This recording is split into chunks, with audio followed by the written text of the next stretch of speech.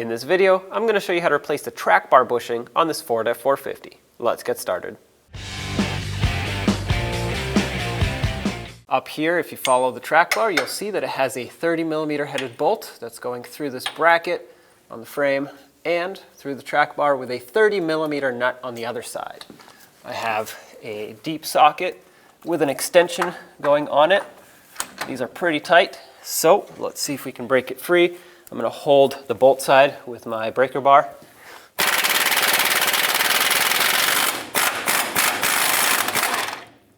All right, with that mounting nut off, if you haven't noticed already, this bolt moves, which is great. A lot of times they seize inside that bushing, but this one is not seized, so although it's rusty on the outside, it hopefully isn't too rusty on the inside. So at this point, let's just support this and punch that bolt out.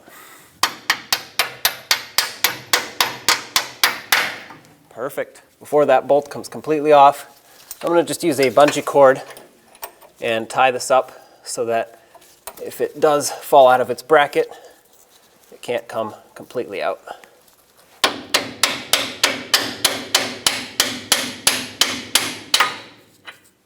Now grab a large pry bar, just pry this out.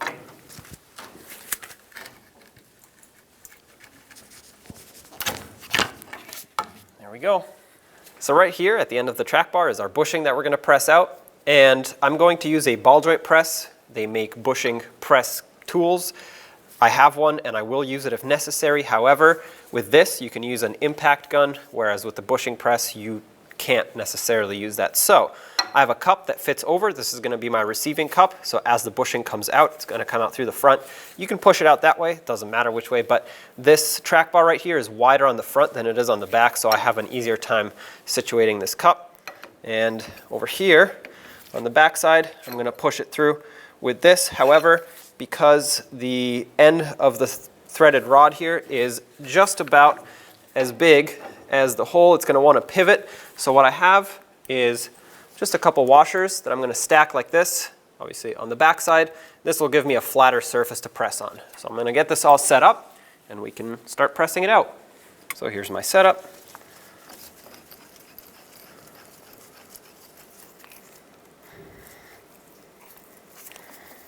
.22.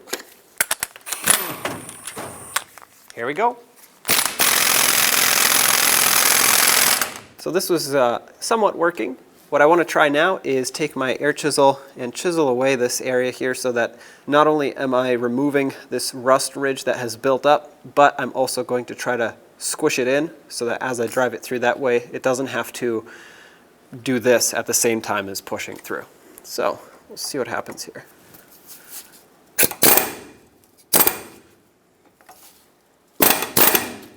Okay, we got separation, that's good. I'm going to spray this down a little bit, rust penetrant, we'll see what happens. So I squished both edges in, just like you saw that I did on the inner part, I did on the outer part as well. Let's try again.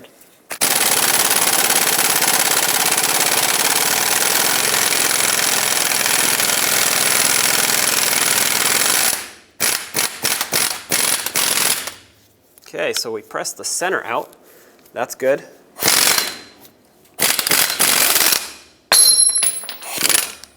That's progress, because now we can take care of the outer sleeve. And now, with the air chisel, we're going to crush this outer sleeve in and pop it out.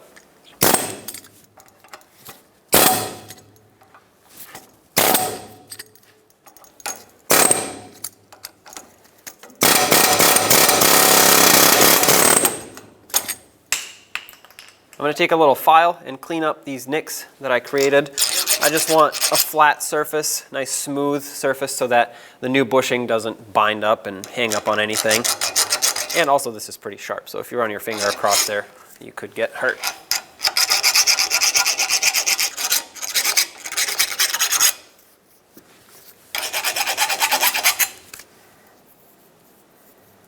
That's better. Clean this up with some brake parts cleaner. This is just to get all the shavings off. Of course, if you didn't have to clean yours, that's even better.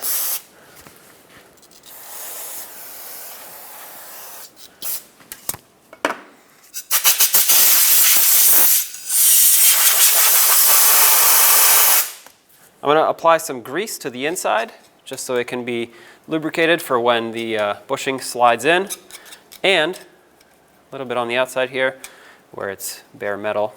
Couldn't hurt. Same on the back side. And now let's get the new bushing in. This bushing is not directional. It's the same on both sides. It does not matter which way you put it in. What matters though is to not press on the center.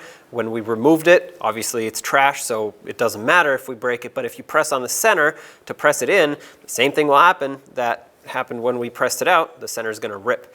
So you want to press on this outer sleeve. So we need a cup that fits perfectly right here so we can actually put pressure right where this slides in, not in the center.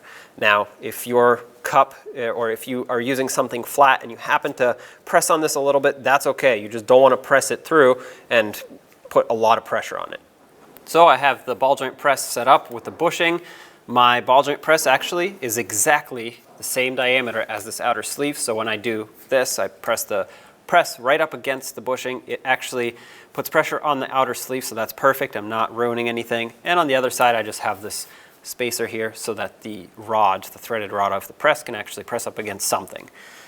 This bushing will most likely bottom out up against this once it's most of the way in. So we'll resituate then, but for now, this is what I'm going to use to press it all the way in.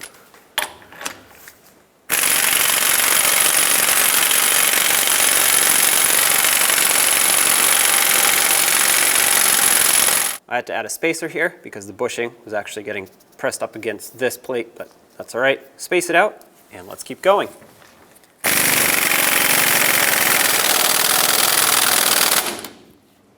You want to try and get it even on both sides. I'm going to go a little more and then take it off and check that it's centered.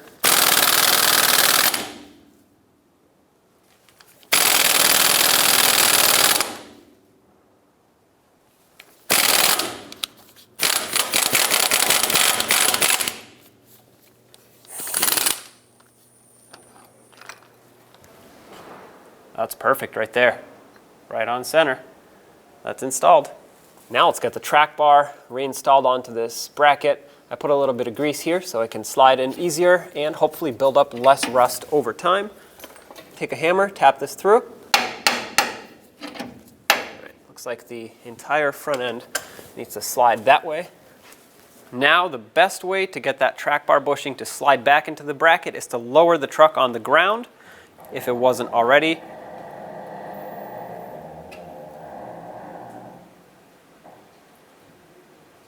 The weight of it will push that into place. Tap it further in with a hammer. That's lined up enough to where we can slide the bolt in. There we go. Start the mounting nut on. And with the weight of the vehicle on the suspension, we want to tighten this bushing, because if you tighten it with the front axle drooping down, you actually put this at a different angle. It's going to aim down, but when you tighten it, it pinches it. So now with it on the ground, it's going to be up, and you're actually going to prematurely wear this out by putting constant pressure on it. The torque for this is 406 foot-pounds, and I do not have a torque wrench that goes that high. So what I'm going to do is just put my air impact on it and tighten it up that way. Now, with your socket and breaker bar or whatever you're using, tighten it up.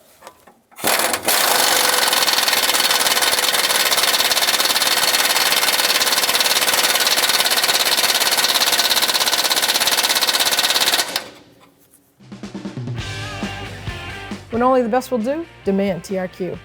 The only company that lets you view before you do.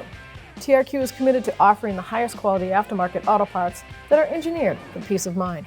Thanks for using and viewing with TRQ.